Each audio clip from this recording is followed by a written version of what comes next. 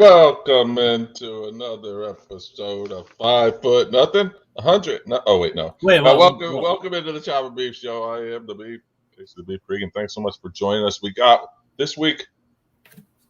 Which hand is it? That guy. He's here. Oh, this this guy. JJ in Tampa's with me. We're missing one, but you got the cool, beef. You got the cool creepy eyes up top that's going to stare at you throughout the whole show. But we appreciate you checking in with us, both of you, right now. Creepy. It's awesome that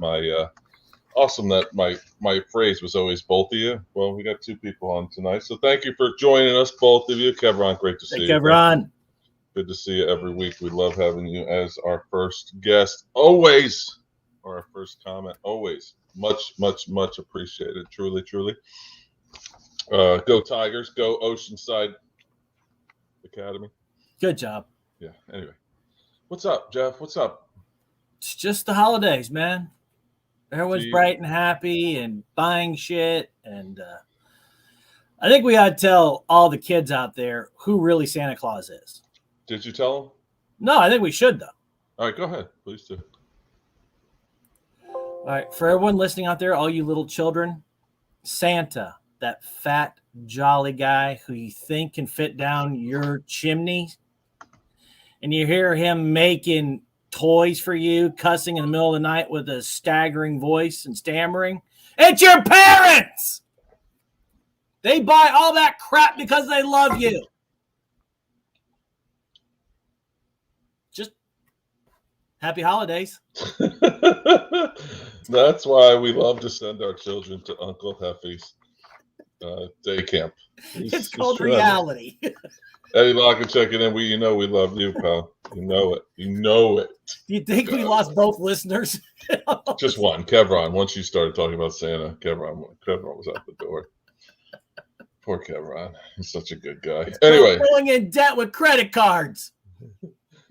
Yeah, it really is. So speaking of pulling in debt with credit cards, I flew to the reason we didn't have a show last week was because I was in New Orleans. I was actually in Hattiesburg, Mississippi, Laurel, Mississippi, Ellisville, Mississippi, and then New Orleans. I was flying back. We drove back Thursday evening, got a hotel, spent the night in New Orleans, flew out Friday morning. Where do you spend the night in Laurel?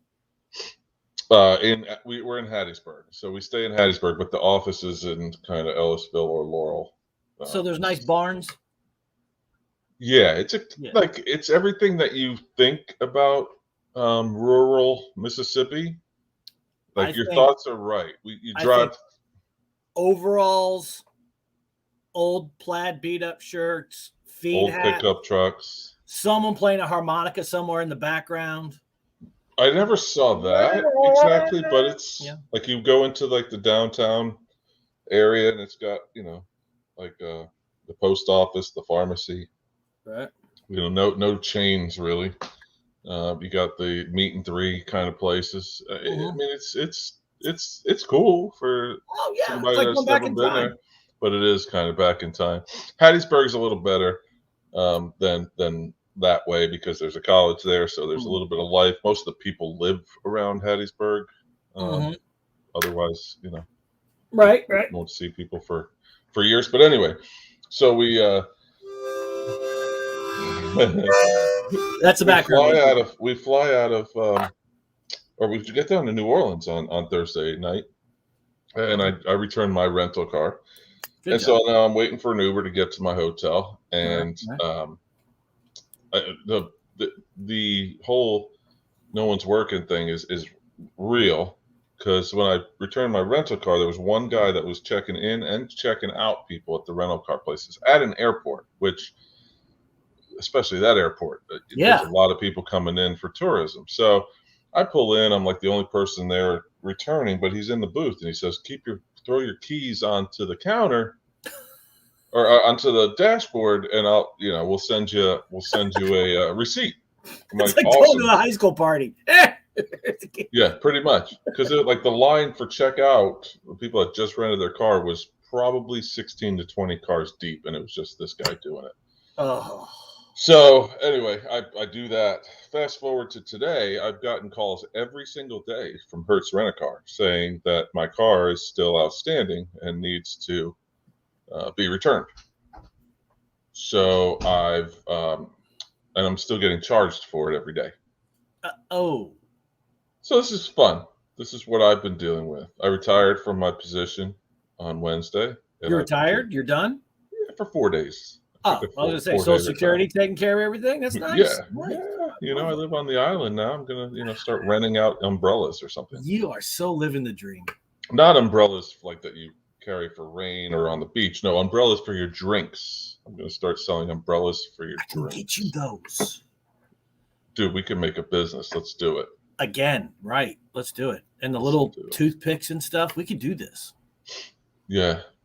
Anyway, grabbing the Grinch's crotch. Anytime I call these Hertz people, they're not from America, and they're like, "Oh yeah, no, we confirmed that your car's in. Okay, well, you're good. You'll get a receipt any day now." And then a day later, here come the calls again. Then here another day, here come the calls again. So where's my car, Jeff? Well, you left it in New Orleans, so it's stolen. It's gone. It's just gone. It's in a chop shop somewhere, already destroyed. Some guy in an orange vest came in, saw the keys, and like, hey, I got a car. Yeah. Oh yeah, it was a nice one too. It was Nissan Murano. Oh, nice. Yeah, I mean it was good. I had a guy from Chicago in it, a guy from Cleveland, and a gal from Dallas in the car. We had a good time. Although I had to pee, surprisingly enough, on the way from Mississippi, and I was driving. So I pulled off, and I waited too long to pull off the highway. So I pulled off on the outskirts of New Orleans. Right. And I pulled into this like little tiny strip mall. It had like 2 stores in it. And the guys in the car are like, "Well, you're gonna pee here?" I'm like, "Yeah, I'll just open the door and just go right here." And like, I'm not. They didn't really know me, right? So I'm like, probably sorry to see you go. And my lights are shining down those like the side of the building, and there's 2 dudes that are kind of like in this alley, like the head sticking their heads out. The guys in my car started losing their shit, man. They were like, "It's a drug deal! It's a drug deal! You can't sit there! It's a drug deal!" Wait. One of them was from Chicago, and he's never seen a drug deal before. Come on. I'm like, dude, it's New Orleans, like that. The last time I was in Chicago, I had a conversation with a drug dealer. Mm-hmm. But I was getting out of Streeters and trying to find my hotel. So, did he try to sell you anything? Yeah, he did. And I said, he had the dreads, he had the gold teeth, he was wearing, his pants past his ass. You know what I'm saying? Had him down. And I said, "You're a circus clown. How can anyone take your business seriously?" Oh, you were schooling him on how to be a good businessman. Right. I said, if you're going to sell drugs, I look at you and I said, I'm going to see twigs and seeds. That's all I'm getting out of you by just appearance. Clean up the hair, get rid of the grill, kind of dress a little nicer, pull up your pants. I bet you're going to sell more dope.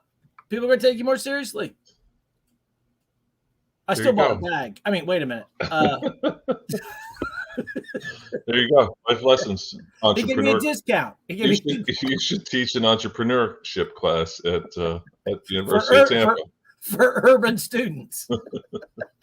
Yeah, that could happen. I thought the way you were talking, you were describing Eddie Lockett. Except there's no hair. Oh, yeah. He does wear his pants past his ass, though. Yeah. Poor That's bastard. special, though. Well, he has a white man's ass. Yeah. Which is none. Speaking of white man's asses, the playoffs started up in, or they're going to start up, but we've missed so many daggone weeks of this show. I thought you were going straight to coaching. No, pretty soon. Okay. I'm going down the list tonight because we went out to dinner a little while ago. Had a couple pops, so like I have to really go A, B, C. I get it. I don't want you to think too hard. E, J, Q, J. Where the hell is Locks? Hiking again. Who thought he'd get in with nature again? Is he really hiking? I didn't even know that. That's where he says. Yeah. Playoffs are here. Playoffs are coming. Playoffs are announced. We haven't even gotten here really for the show. We got number 1 Bama, number 2 Michigan. Yeah. Number 3 Georgia.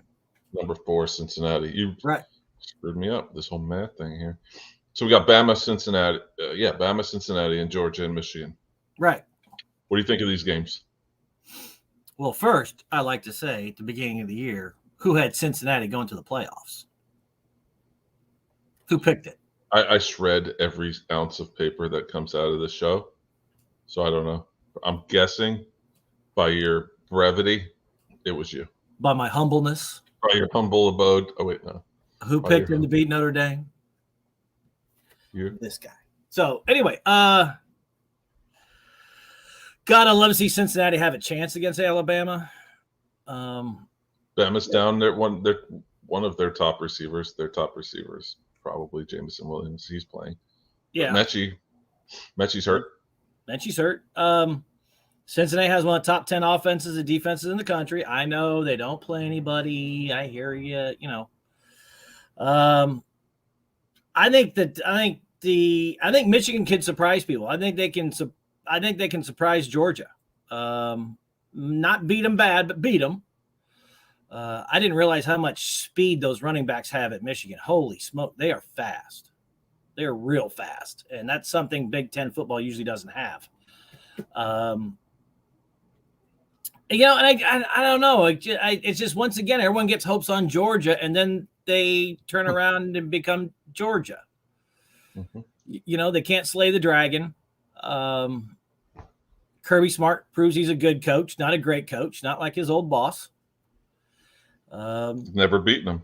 He's never beaten him. So it's, you know, if I had my dream of dreams, it'd be Cincinnati and Michigan. And that's funny. Baseball preview next week. Next week. Sorry, Stead. Yeah, jump in next Thursday. We'll be doing. We'll do baseball preview. Baseball. Is there going to be a season? Have you do my baseball? The baseball. I like the off season. The with the fireside chats. What do they call it? The winter meetings. Yeah, where there's a lot of movement, players signing, but because of the impending lockout, no one's signing anything. So yeah, it's crazy. They had the early run there, and then all of a sudden the talks have really shut down. So I love that when that starts happening. But I can see Bama playing Michigan, with no issue whatsoever. Winston, who you think's going to win these games? You think it's going to be Bama, Georgia? Tell us in the chat. He's gone already? No. Well, what do you think? You watch these games. I do. I fear that it's going to be Bama, Georgia. I want it to be Cincinnati, Michigan. I think it's going to be Bama, Michigan. Okay. I know I'm all over the map there. I don't like to get pinned down. You know this. Don't put me in a corner. No, it's just a you know, it's I'll just show my gum stain. It's just a look right now. We got plenty of time to pick it when all the results happen, but right now, you know, I'd say Bama, Michigan. I hope so. Georgia's good, man. Georgia is good, but I just don't think they have the offense, kind of like Alabama proved, to score 24-28. You know, against top four. You know, that's Georgia fans are talking about wanting to bench Stetson Bennett the 19th for JT Daniels. And so, you know, I'm thinking to myself, that's great and sounds great in theory, but the dude hasn't played in weeks. So, like, you think everyone's favorite player is always the backup quarterback, right? It's always absolutely. And JT Daniels transferred from USC, came to town. You thought he was going to be the starter. I guess in Kirby's mind wasn't effective, gets a little dinged up. Stetson Bennett comes in, doesn't really mess it up, kind of game manager, Alabama quarterback before this latest run of quarterbacks-esque. And here we are. Stetson Bennett loses last week, but I didn't think he was the reason they lost. I mean, that defense, which was so good all year long, Jordan Davis took plays off, and that defensive line wasn't good. They were gassed. Well, you noticed they were picking on the DBs, which are really good. Which is their weak. Well, as far as that defense goes, is Georgia's weakness. They're not that weak, but yeah, I know what you mean. No, what they did was they stayed away from the defensive line. The quick pass, go three steps back and zing the ball, get the ball out of your hands, and just constant quick movement until a big play would open up. And that's just coaching. And I was kind of surprised in that game that Kirby didn't go to JT, because at least you're in the playoffs, and at least you would have given him playing time. Because but do you think they make that move now? It just wasn't working out. And when you were watching that game, the offense just wasn't working out. And maybe a spark could have been lit somehow, some way. That's just me. I mean, Sure, you're playing with house money at that time. And you might, God, what was the Texas game? Was it Colt McCoy who got knocked out of the national championship game? Yeah, like the first play. First play. You might as well know if you're playing on house money, you're going to be in the playoffs, you might as well get these kids ready. And when it was like an 18-point lead or 20-point lead, it was like, we got to get them in, man. Only we had a head football coach watching that could tell us, what we're missing. We need more headsets on while we do this show. We do, and make us look more official. We should get them in here one day. Yeah, let's do that. For our next year, for our high school football preview, we'll get both Eddie Lockett and Jason Winstead in here. That'd be fantastic. It would be. So that's just my theory. Doesn't mean I'm right. Doesn't mean I'm wrong. I just don't know how you go to him this late in the year, or that he's the answer. Like, he's been practicing. I mean, he has to be playing. Right, but like, the fans know more than the coaches? Absolutely not. No. But like I said, you're in that situation where you're getting clubbed. You've got to change something during the game, and you got to look for something that's going to give a positive result. And if you don't, you're just going to get killed. Yeah. And that's what happened. And that doesn't mean JT would have came out and would have blew up the scoreboard. It just means, hey, you got to try something. That's just it. So we'll see what happens. I would have got, the way Alabama's defense was playing, I would have got Searsucker a sack, pop his helmet off, and say, all right, he's out for a couple plays. Let's get him in the tent and then see what JT does. We appreciate you. Go Braves. I think they won the World Series, but I'm not sure. We'll talk about it next week on our baseball preview. Thanks, Winnie. Did they win the World Series? I don't know. Allegedly. I don't know. When is the World Series? Is that going to be right before our baseball preview? Yeah, that's probably what's going to happen. How many teams are going to have in the playoffs if they play? 12, 15? How many teams are in the league? No, how many teams are going to be in the playoffs? And they decided, it's going to are they going to expand that? That's one of the holding up factors of this. Crap. Anyway, so that's it. It's just Kirby wasn't wrong. He wasn't right. It just was opportunity there. I don't know. I keep saying it, but I just don't know. I think Georgia's going to be starting Stetson Bennett, and I think so too. He's going to start the game.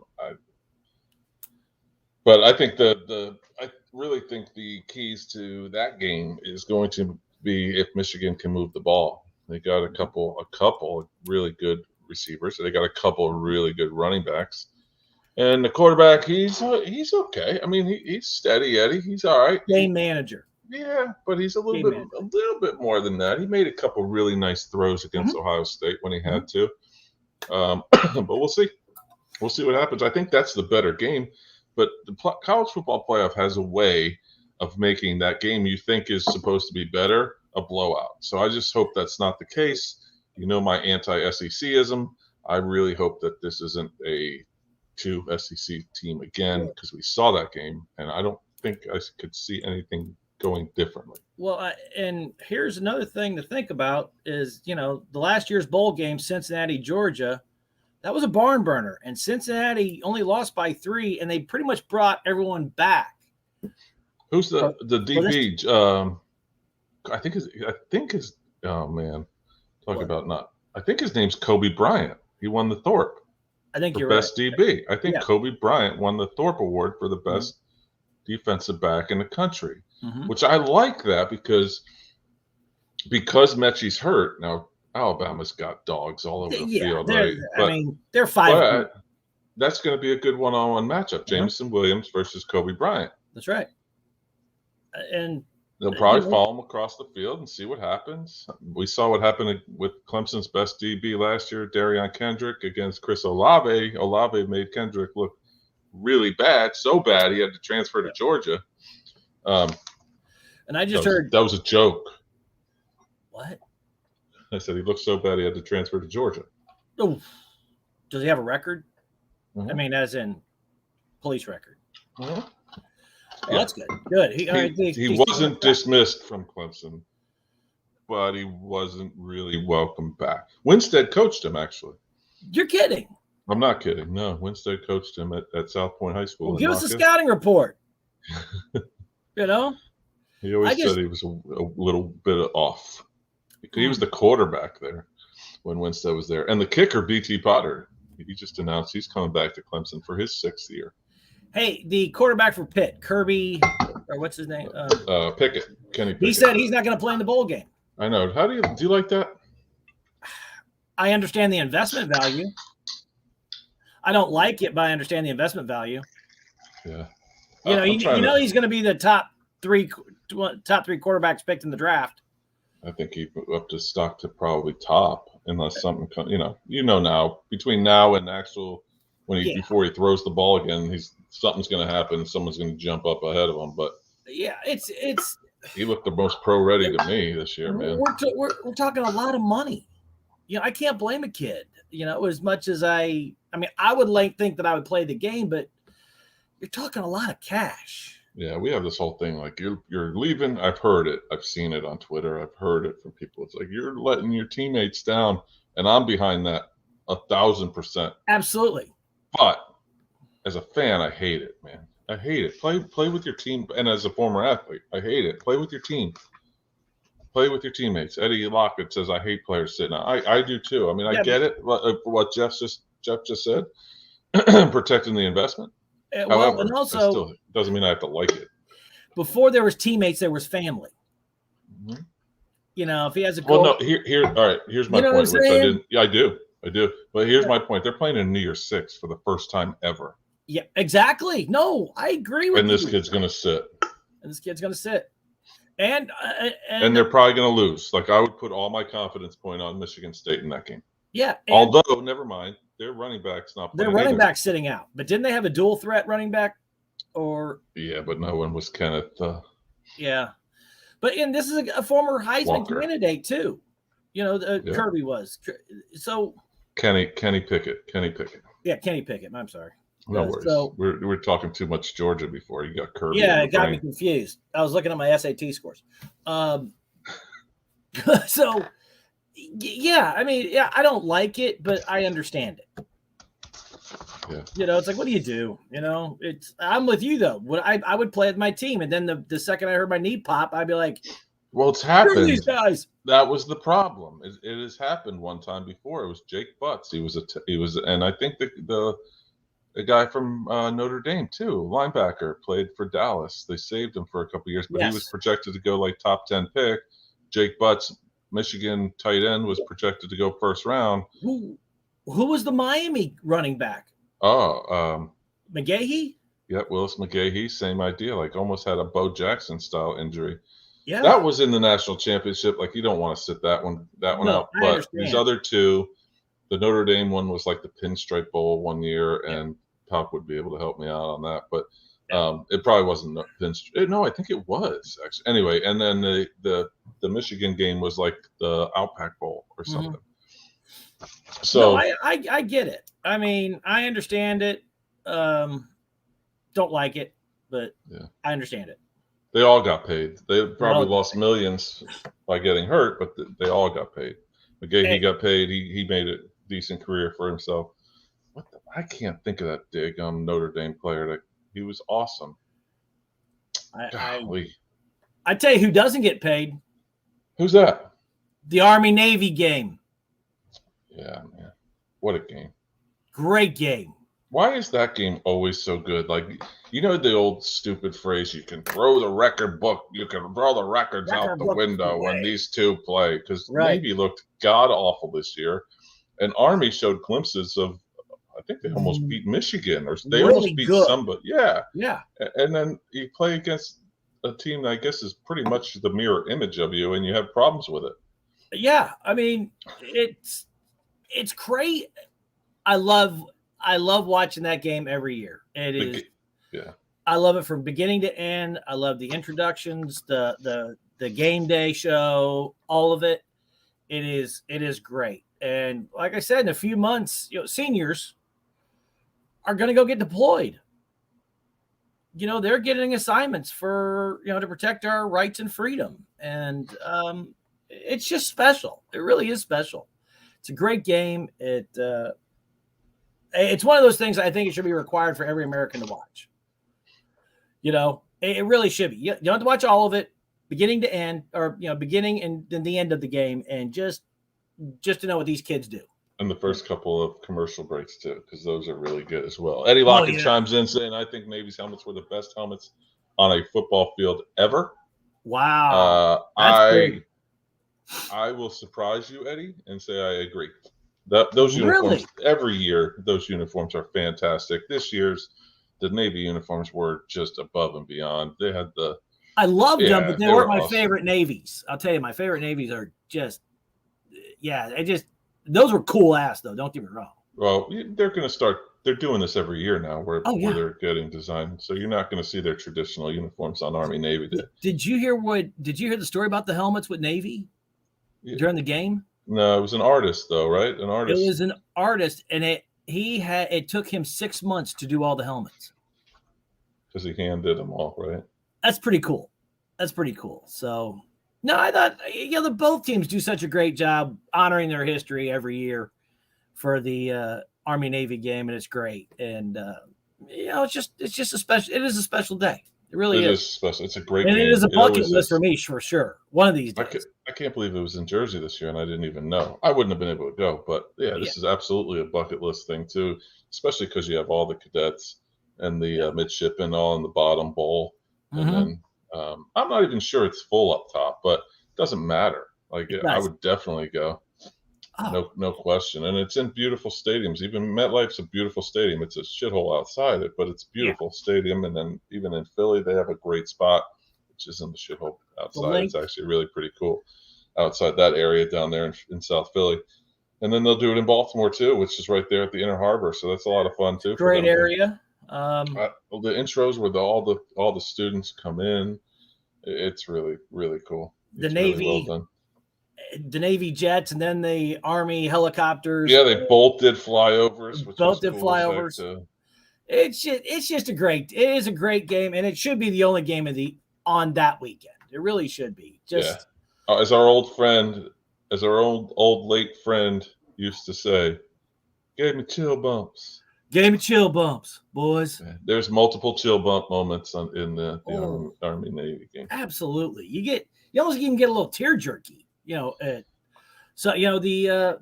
Navy SEAL that died, and the Navy guys honored the game for him, and you're just like, oh God, this guy was, and he gets killed in an exercise. Yep. Eddie chimes in again. The Pitt quarterback is sitting out to secure his paycheck, and the quarterbacks at Army and Navy will go put their life on the line for a paycheck. That's why I hate players sitting out. 100%. It's funny too. A few seasons ago, or a year ago or so, I think it was actually 2 years ago. I was coming back from New Orleans. Okay. Or I was going to New Orleans. I said it on this show too. There was a kid that was sitting next to me. His name's Colin Guggenheim, and Colin Guggenheim had just come off his official visit to Army and gave his verbal commitment. So every year during the game. And he runs that offense, that triple option offense. So every year for the game, like last year's game, this year's game, I've looked on their roster, Army's roster. I didn't see his name last year. I didn't see his name again this year. I'll tell you why in a second. But the point of my story here is they don't have scholarship limits at Army and Navy because they don't have scholarships. Yeah. So they can have 1,000 kids on the team. Do you know Army has 10 quarterbacks on its roster? I did not know that. Yeah. Holy smokes. I mean, who knows? But they're running backs in high school, just like pitch off, whatever. Yeah. Oh, yeah. No doubt. And that's what this Guggenheim kid actually ended up at Nicholls State. So I don't know what happened there. It doesn't matter. He's a running back now at Nicholls State, so they're in the FCS. I still keep my tabs on him. That's how I found out, because I Googled his name. You can't really forget Colin Guggenheim. I'm good with names, but that was a name that's never probably going to get away from my brain. That's never going to come up again. And what I enjoyed about this game this year, too, is there was actually the forward pass in the game. I mean, there was a couple, about 10, 12 passes in the game, which was a rarity in that game. It was a lot of fun to see. What is the quarterback dropping back? Holy, that was fun. It was just a lot of fun. Yeah, it was almost like they were trying to trick each other. It's like, we're going to throw it on this. It's like, what's the quarterback doing? He's not handing off to anyone. Oh, you can throw it up in the air. Which I always find the irony that the Navy was wearing jet fighters on their helmets. Like, yes, you can pass forward. Exactly. You can have a fly attack. Speaking of fly attack, did you hear that Jacksonville Jaguars head coach, what's his name, Urban Meyer, got fired the other night? He did? Yeah, did you hear it? I just heard it. I live in Florida. I haven't heard a thing about it yet. Wonder what's going on. Oh, I got my Jags hat on. I like it. I was going to say, go Herb. You sporting Herb? Just complete coincidence. Complete coincidence. What happened? I don't know. I think he kicked a kicker or something like that. That was. He didn't kick the bucket. Didn't have a headache. Didn't want to see family. Not this time.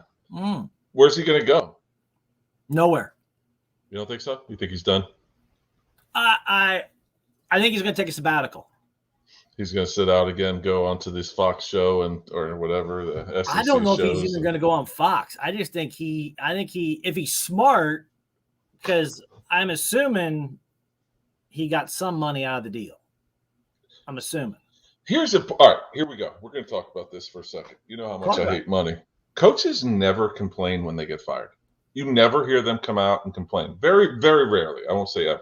Very rarely. I think Butch Jones was complaining about something at Tennessee, like wrongly terminated or something. Gruden did, but with the Raiders, but he's not complaining about the payout. He is complaining that Coach Orgeron walked away. $17 million because he's getting the money on his contract. Coaches' contracts are guaranteed if they get fired. You never hear them complaining. They go away for a little while. Like, you won't hear Herb. You won't hear from Herb for a while. You won't even hear from him because he's going to take his guaranteed paycheck and walk away. If he's smart, that's what he does, because he's got a. Here's the thing, and you and I have talked about it for years, and we've even hinted around it about the show. Everywhere he has gone, there has been some story put underneath the rug. Whether it be every place. Whether it be Florida's arrest record, whether it be, having killers on the team, whether it be Ohio State. State. The trainer that was. Yeah. And then he brings him to Jacksonville and, the lap dance. And, because how many lap dances did he have at Columbus where people just didn't? It's like, no, we ain't getting coach fired. Somebody said that I didn't see it, but there was a video of him, and it's coming to the surface that he was doing an interview somewhere, like on a boat or something. And there's a guy, and he's got a mirror behind him, and there's a guy walking in with no shirt on, in front of him. So it'd be like in front of his camera, and you see him in the reflection. And he went to spark up some marijuana or something like that, and Earp's like doing like this. Yeah, because he obviously realized that you could see him in the mirror. Yeah. He's dirty, bro. I just think I think he's dirty, and I don't think anyone knows. And this was said today on a radio show I was listening to. I don't think anyone knows the real Urban Meyer. I think he's completely fake. You think coaches are fake? I understand, and I think we've seen that as a prime example of the newest coach at LSU. Oh, are you kidding me? Fake. His family got him a job down there. Our family's so happy to be in Louisiana State. Family. I mean, sounded like Foghorn Leghorn. Yeah, but he looks like the little chick. In the video that he did it's like, who are you? Because you weren't this guy at Notre Dame. There are definitely fake coaches out there, no question. You know, and they should write sales manuals. I mean, how they get these great jobs, millions of dollars. It's like, okay, how do I make myself more, to coach football? To coach football. To coach, you know, and the word that's come up the past few weeks about the coaching carousel has been these are CEOs. So, you know, they're CEOs of company, and the important line is to be profitable. And what equals profit wins. And that's it. It's like, okay, why am I going to fire a coach who's worth millions and millions and millions of dollars to their university because he continues to win? Mm-hmm. And it's business. It's horrible, but it's business. And like, God, I didn't, you know, you always knew Herb was an asshole, and you always thought Kelly was an asshole, but God, the fakeness in one and the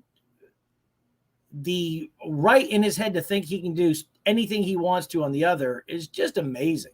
Mm-hmm. You know? And I'm a Bobby Knight guy, but Bobby Knight never had his kids in trouble. Bobby Knight's guys became, you know, pillars to society and were good people and were good kids. And, you know, he was a jerk, no doubt about it. But however, he grew his kids up to be men. Where these guys, old Army guy, man. I mean, what else did he know? That's how he knew. Krzyzewski is a West Point guy. Same thing. You know, so it's crazy. I mean, like I said, they got to be the best salesman in the world.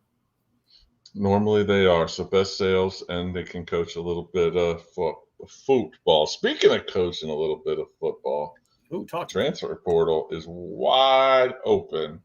I don't mean to make this all fucking serious show tonight, but Jesus Christ. How can the transfer portal not be serious? It's fun. Why? Because there's 2,200 kids for 800 alleged spots. So 1,400 kids are going to go without a school. They're going to go to Sterling, Kansas to go to Sterling College, play NAIA or something. Hutchinson. Do you think this might stop the dynasties? What dynasty? Well, let's say Alabama right now is a dynasty. Yeah. And I know kids will still go to Alabama, and kids will still go to Clemson, and kids will still go to Oklahoma. But do you think with kids going to different locations to build up another program, do you think that will help maybe get more teams recognized? If it works. Add a little parity to the whole landscape? Yeah. No. You don't? I don't, unfortunately, no, because they're going to go. These kids, none of these kids have ever been told that they're not the best.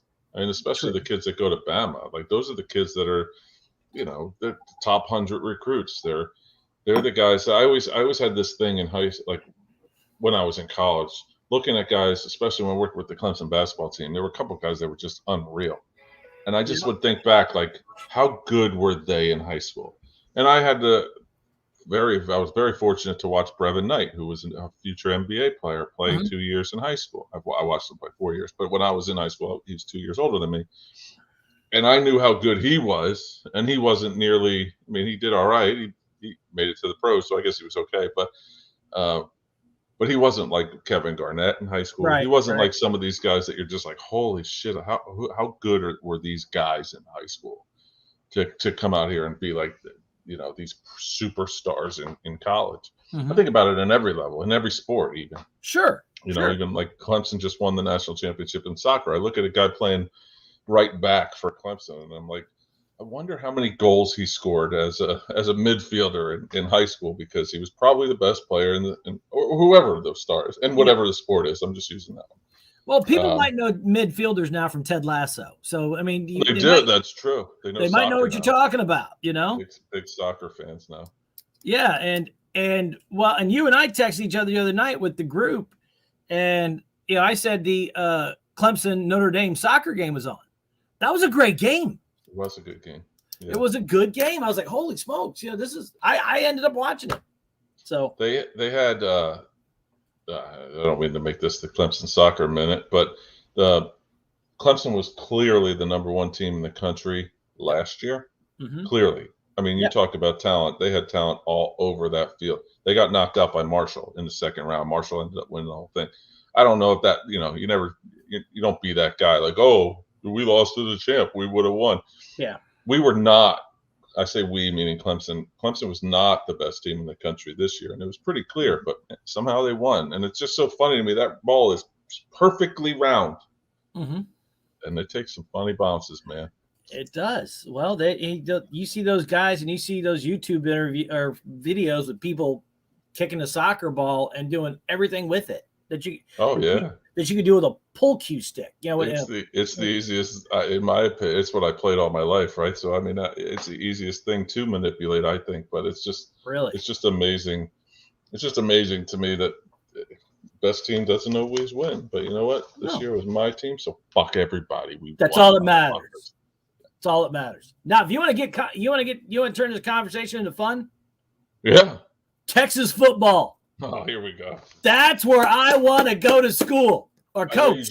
I know you just started on this podcast, being my partner like a couple episodes ago, but you're going to need to segue that a little better. Oh, well, if I want to have a lot of fun, I would move to Austin and wear burnt orange and maybe even tattoo this symbol on my ass for Texas football, because those boys know how to have fun. They don't know how to win, but they know how to have fun. That's damn right. What'd you say here? They're paying. I didn't know this, bro. Why do I say bro tonight? I've had some pops. That's why, bro. Yeah. They're paying. Wait till I start going, buddy. Start drinking more. Drink faster. Yeah. I got my high noons. You wrote here they're paying $58 million for 2 coach outs with 2 coaches, one with a buyout. Yeah, you had a Herman's buyout. Oh, Herman's buyout. Which was like $25 million. So that's why you don't hear anything about him. No, you'll never will. Yeah, no, he's good. And he's not coaching. Yeah, he's not coaching. Isn't he an NFL assistant or something like that? Maybe yeah. And then they gave Sark $30 million. So there's $50 million they spent on 4. They spent $58 million for their first 6-game losing streak since 70 years ago. They've got a coach that has a stripper girlfriend who has a pet monkey that bit a kid on Halloween. Right, not the head coach. We don't want to talk ill about our boy no, Steve. the assistant coach. And by the way, his girlfriend's name is the Pole Assassin. That's tremendous. And then you have she assassinates poles. She assassinates poles. She destroys. I think there's a double entendre there. You think? I don't know. I don't know. And now you have a Texas Longhorn player that took pictures of him having sex with a girl from Oklahoma State, and he's posted the pictures, and they're considered revenge porn. How awesome is this place? So he's going to jail.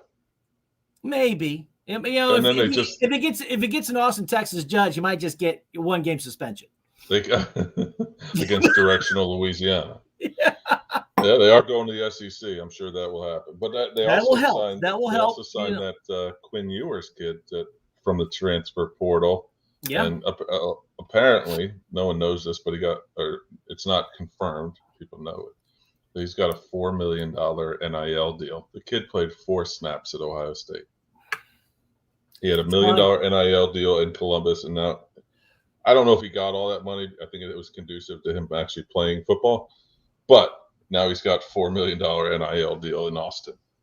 Pretty good living for these kids. You got a $4 million quarterback. Yep. You've got strippers with assistant coaches and monkeys.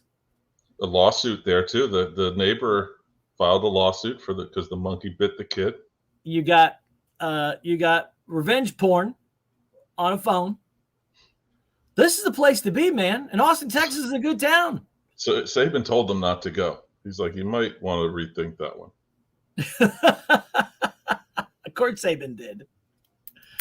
And we talked about at the beginning of the year. It's like, okay, how hard is it to coach 4 and 5 stars? And you're not the CEO type, Sark. I'm sorry. Just not. And it couldn't happen to a better fan base, I don't know much about Texas fan base, but from what I hear from 2 privileged friends of the show that live in Texas, yeah, they may know. It's just like SEC fans. It's like we're the best. Did you hear the story though? The real story. We waited 45 minutes tonight to tell the story as to why we actually even came on the show tonight. We were talking a little bit about the transfer portal. Of course, I get sidetracked, right? What the fuck is this? Yeah, what the fuck is this? Block user. I don't know. We got something last night too. Like there's some weird stuff going on in the comment section. Man. But before I got off the rails, like our introduction shows, the transfer portal is wide open, and the favorite player of Chop and Beef Show history. Well, maybe the second favorite player. Who was that kid that was out there playing at Washington State? Well, you had Puka too. Will Heckman. Puka. Puka. He's a running back. All right, so the third favorite player ever, outside of Nick Punto. Michael Penix Jr. He transferred. Gone. He's gone. He left the Who's Your Daddy of Indiana. And where'd he go to the left coast. He's hanging to the left a little bit. He's hanging to the left. He's going to be a dog. It was a long, hard decision for Michael Penix. His head must have been throbbing to come up with an answer that's best for him. Oh, yeah. Throbbing. You know, some of these other schools were shooting blanks, trying to get them to come to campus. Well, I mean, if you're living in Bloomington, Indiana, where else would you shoot your wad instead of Seattle, Washington? Yeah, that's true. You know, that's good. That's good town. We wish him nothing but the best. And speaking of Penix, the Cox got a big transfer with Spencer Rattler. His career's over. Yeah, I think so too. And Keaton Slovis, he went somewhere. Yeah, where'd he go? I don't know. Oh, you don't know? No, I don't. Did he sign somewhere? But you know how great this is? It's like, I love it because, as we were talking about tonight with baseball quickly, this is a new free agent period for college athletes now. Yeah, it's terrible. Well, I mean, it's great, but it's terrible. I love it. I love this, watching these kids go to different places. Right. You know, my big fear, it just tells you that I'm getting older. Like, these kids that get left out, you'll never hear from again. So, like, every time a kid there's 7 kids in the transfer portal from Clemson, my school. Right. That every time I see them announce where they're going, it's like, oh, all right, good. They're taken care of. You know, there's 3 guys going to the University of South Florida. There's a guy that signed today or committed today to Georgia Tech. There's a running back went to West Virginia. So, like, 5 of the 7 are spoken for. The other 2 will be just fine too, I'm sure. But just taking a little bit longer, the quarterback and the receiver. Slovis hasn't signed anywhere, but they're talking. One of the Auburn players outwardly was trying to recruit him to Auburn. So you might see Bo Nix. Where'd Bo Nix go? Nowhere yet. Nowhere yet either. I thought he did. Okay. The quarterback Max Johnson from LSU transferred to Texas A&M. All right, that's Brad Johnson's kid. Johnson's kid, yep. Yeah. And his little brothers just signed with A&M as well. He's a tight end. So they're both. There was rumors that they were going to go to Florida State, but they're heading to Jimbo, and because Brad went to Florida State. Brad went to Florida State. Texas A&M. He was a Bobby guy. It's crazy though. So I say that negative piece about me just not liking it because I want these kids to actually like. There's going to be forgotten kids. It's like those kids that would leave for the NBA draft and then not get drafted, and they weren't coming back to school because they declared their professionalism. So like, where do you go? They're going overseas. Europe, they're going overseas, but some of them don't, and some of them don't end up even doing anything. And it just so anyway, that's me being a dad now and acting like I give a shit. But it is fun when these kids go. The free agency piece is actually a lot of fun. It's amazing, and you know, I don't hate to say it, I'm just looking at facts. You know, most of these kids came from backgrounds of dirt. I mean, so, you know, your offensive lineman, defensive tackle, you came from pretty poor areas. I mean, quarterbacks are quarterbacks. Those guys have gone to training camps and quarterback camps since they were 5 or 6. And that's mommy and daddy could afford it.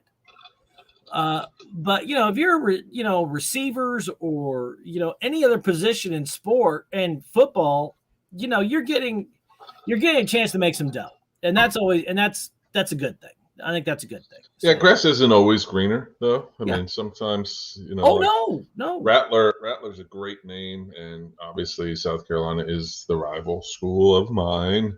Mhm. I think he will make a difference, and he will solidify that position for them. But their problem wasn't really, I mean, it was a little bit of quarterback, but that wasn't the big glaring problem. They couldn't stop the run, Right. and they had no offensive line. Mhm. So no one was really sure about how good their quarterbacks were or weren't because they couldn't protect them. So now you're going to bring in this stud quarterback who, by all accounts, was great 2 years ago with Oklahoma. Struggled this year, got benched for another 5-star quarterback. Yep. Now he transfers to a place. He brings his tight end with him, and so he's got some weapons there at South Carolina. If I'm trying to be not biased, but they still got to protect him.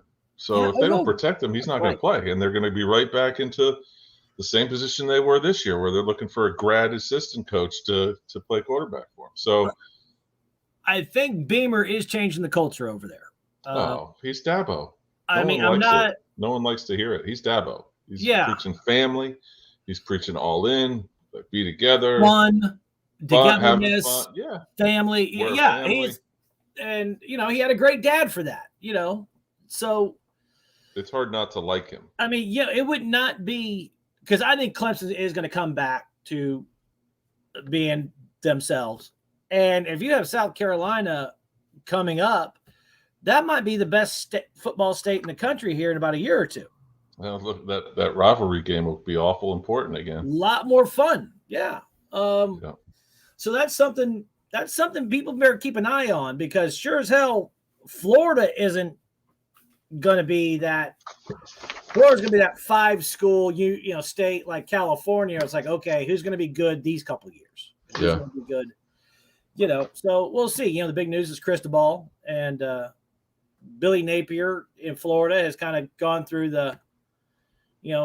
gone down deep because Cristobal was a big hire.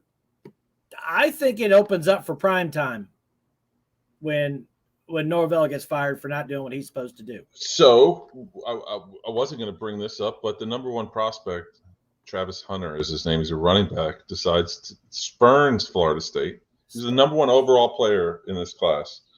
Spurns Florida State to go play for Deion at Jackson State, not to be confused with Jacksonville State. Jackson State. And got $2 million. Allegedly. Portnoy said that's hogwash. Deion said it's hogwash, but that's the rumor, right? You got at least $1 million. I heard you're saying $2 million, which is probably out there as well. Well, but anyway, it's a reality show connected to it. My thing. Oh, that's right. You're correct. Yeah. He wanted to do like a year in the life of. Yeah. Here's my thing. The Norvell may get fired with another, and I didn't think they were terrible this year, but they still had ways to go. But he may get fired in the next year or so. So then I think the first call for Florida State has to be Deion, especially if he keeps winning 10 games at Jackson State. He's the coach of the year this year. And you don't think Hunter's going to follow Deion to Florida State? So I'm like, these Florida State kids fans are getting all up in arms. It's like, relax. You're going to get him as a junior. You're going to get him anyway. He's coming. I think it's almost inevitable. Yeah, I really do. And Deion may have even recruited him that way. Like, hey, come change your culture. Now Eddie George is coaching at a historically black school, and they just won their bowl game.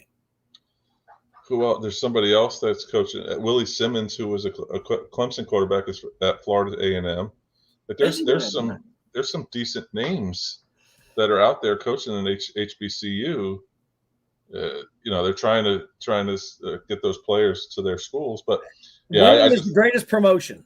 I really believe that Deion, and people called me crazy yesterday when I said it, but I think Deion gets that Florida State job eventually. Oh, I too. And this kid goes right along with him. I do not doubt that one bit. Makes sense, right? I completely agree, and that's the other thing. Here's these black colleges that are doing so well and they're building up.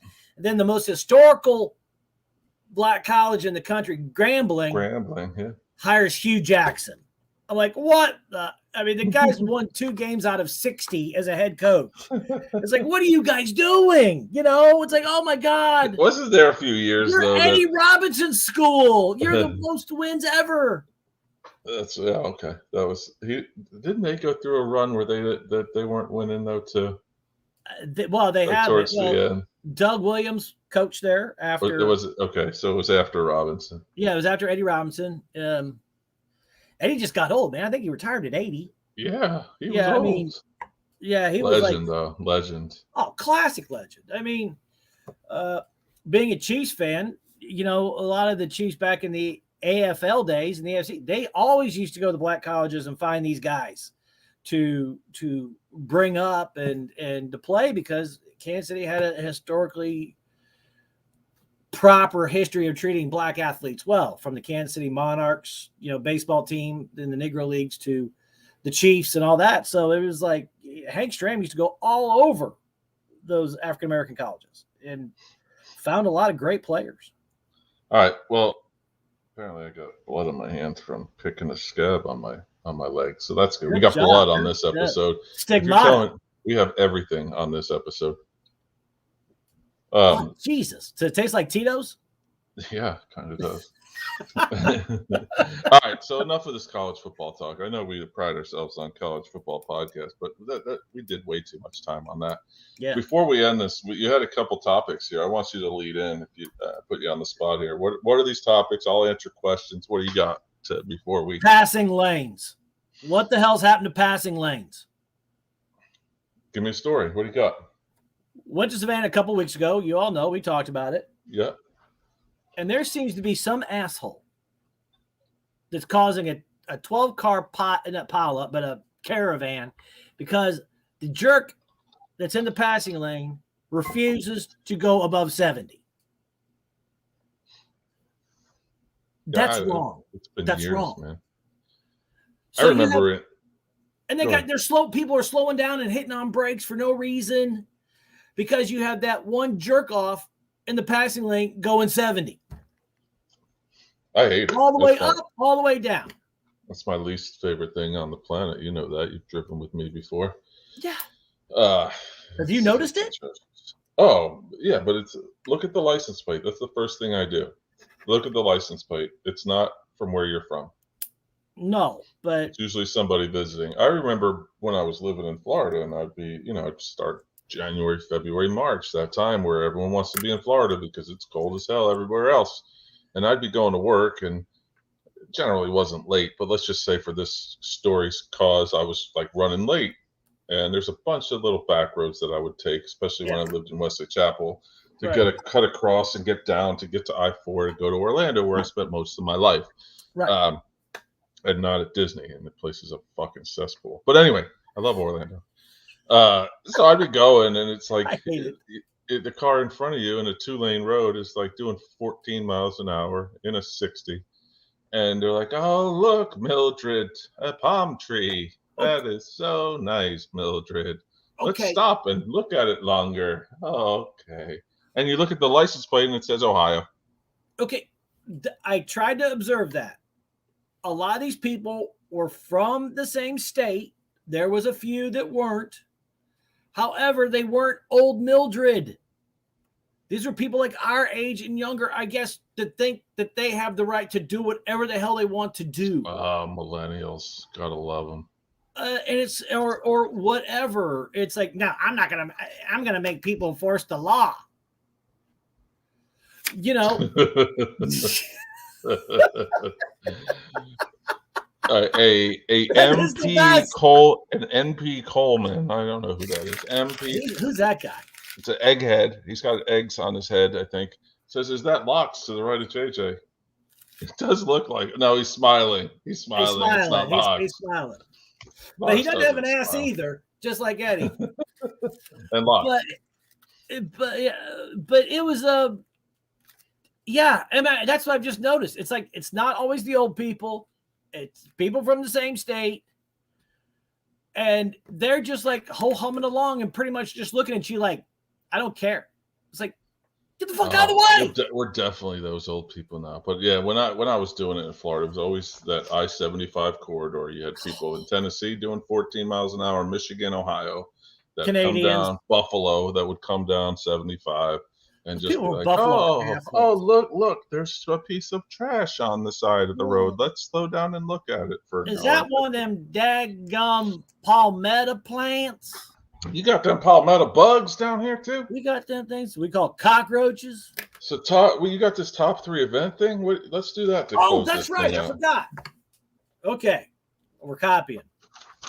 Oh, this is a top copy. Top 3 events you've ever been to. Could be sports, could be concerts. Yeah. All right, in order. It doesn't have to be in order. It could be whatever the hell you want to be. Do number 3, but not life events. It not could life be, events. Yeah, no, it doesn't count weddings, birth of your child, any of that stuff. Yeah, it could be a theater performance, because I know you're big in the theater. I am. It would could be sports, could be concert. All right, number 3, I'll go Rose Bowl 2014. All right. Wasn't even my team. All right. Number 2, it's all going to be sports, isn't it? Let me do 5. Can I do 5? Do 5. Number 5, James Taylor concert. Oh God, you are old. I'm old, and it was so unexpected. I ended up there like I wasn't even supposed to go. Didn't even know I liked his music. It was fucking awesome. He puts on a heck of a show. If you like James shows, Taylor. James Taylor, number 5. Number 4, Horde Festival, 1994. Opened Dave. This group out of Charlottesville, Virginia, I'd never heard of. Dave Matthews Band opened up the show. Then Big Head Todd and the Monsters. Then who was after them? I think it was Allman Brothers. It was just a great show. There was another band in there too that I missed. Oh, Blues Traveler. So it was Dave Matthews Band, Big Head Todd and Monster, Blues Traveler, and then Allman Brothers. It was awesome. Yeah, fantastic. Great, yeah. Apparently, this Dave Matthews guy made it big, but I haven't heard too much. I heard he did okay. Number 3, what did I say? Number 3 before was the Rose Bowl 2014. Just the majesty of that place. I didn't believe it until I stepped foot into it. A tradition like no other. Yeah, it's fantastic. Number 2, I'll say College World Series when I went with you in 2009. Probably the second best event I've ever been to. My favorite. I love college baseball. And I'd be remiss. I'm sorry. I know it's so on brand for me, but I have to say 2016 national championship in Tampa, Clemson, and Alabama. Although 2015 national championship in Phoenix would probably be number 6. Do you remember it? Oh, yeah. Okay. Yeah, I was the weird one. I was drinking Tito's all damn day and drunk the night before and in Las Vegas, like fighting off the pukes on the way down. It was bad. Like my friend had like her stomach stapled like 3 weeks before and had extra stomach settling medicine. She gave it to me. It changed my life forever that day. Nice. But it was one of those things like I was really pretty drunk, but at the same time, I remember everything about it. It was a lot of fun. I danced outside the stadium afterwards, made Chad Yarber really uncomfortable. It was a lot of fun. Gotcha. We sang Train. How about you? Do your top 5. All right. Kind of off the grid. The last midnight mass at Notre Dame before it burned down. That's good. Dave Matthews at Scott Field at UVA, his last concert of the year, which was about 4 hours and a complete cloud of smoke. You didn't have to bring any. It was wonderful. Number 3 would be the national title, Clemson, Alabama, because that was the best football game I've ever seen live. That's good. 2 would be the College World Series. Nice. Number 1, Game 5, 2016 World Series, Chicago Cubs. There you go.